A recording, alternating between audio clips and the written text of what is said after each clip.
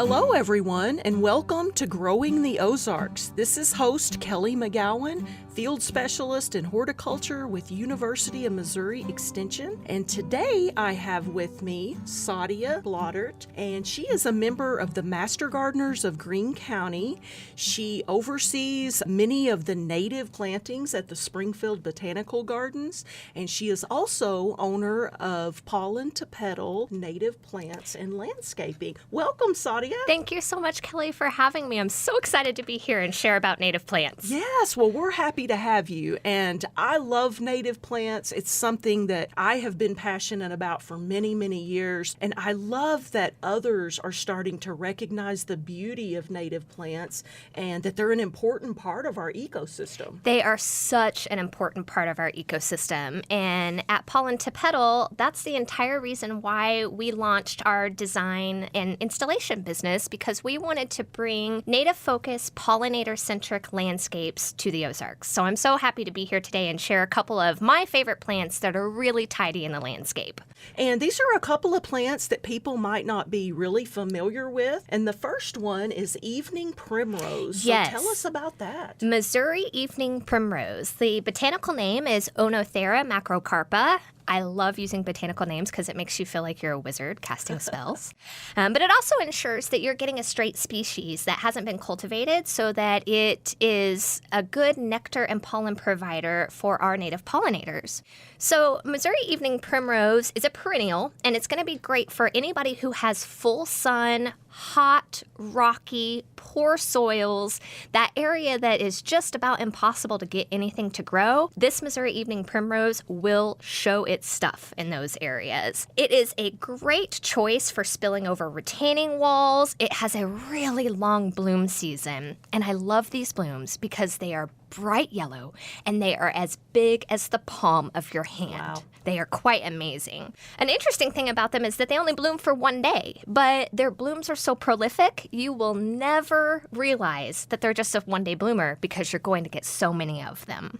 So we have a couple of places that you can see these.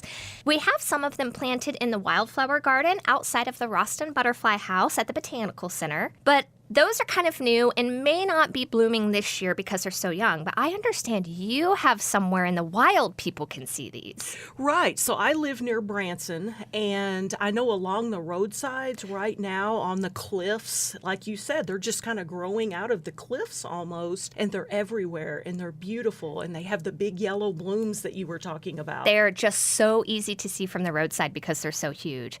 I do want to make sure that we point out that we want to be good stewards of our land, and so if you do see them growing in the wild, I would encourage you not to dig them up and bring them home. Instead, visit later in the year when you can collect some of your own seeds, or we'll be sharing some places where you can purchase these native plants from local sellers. Okay, very good. Well, another one that we were going to talk about today is Purple Poppy Mallow. I love Purple Poppy Mallow, Callirhoe involucrate. It is also a perennial for full sun, and it is a fantastic native ground cover. It's a very interesting plant. What makes it so special is that it can sometimes take up to 2 years for these seeds to germinate. So whenever you purchase one, you know that there's been a lot of love by that nursery grower going into that plant. It has an extremely long taproot, so that does make it difficult to transplant, but the good thing about that is once it's established in the landscape, it's going to be incredibly drought tolerant. It's also great for spilling over walkways and rock walls, and it provides a 3-season interest of these beautiful fuchsia magenta blooms that are often referred to as wine cups because they're so deep and bright. And you can see them a couple of different places around town. So we have quite a few of them growing in the wildflower garden outside of the Roston Butterfly House at Nathaniel Greene. But one place you might want to look for them is at the corner of Norton Road and Highway 13. There is a great city installation there. You can't miss it. They're not blooming just yet. Give them about one more week and the show will start.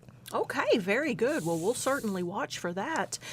So to kind of wrap up here, the Springfield Botanical Gardens, we have lots of native plantings where we can see lots of different natives. So, Oh, yes. So come out and then tell us about the Grow Native program. Sure. Grow Native program offers certifications in different businesses who provide sustainable native plants that are going to be local and regional to your area.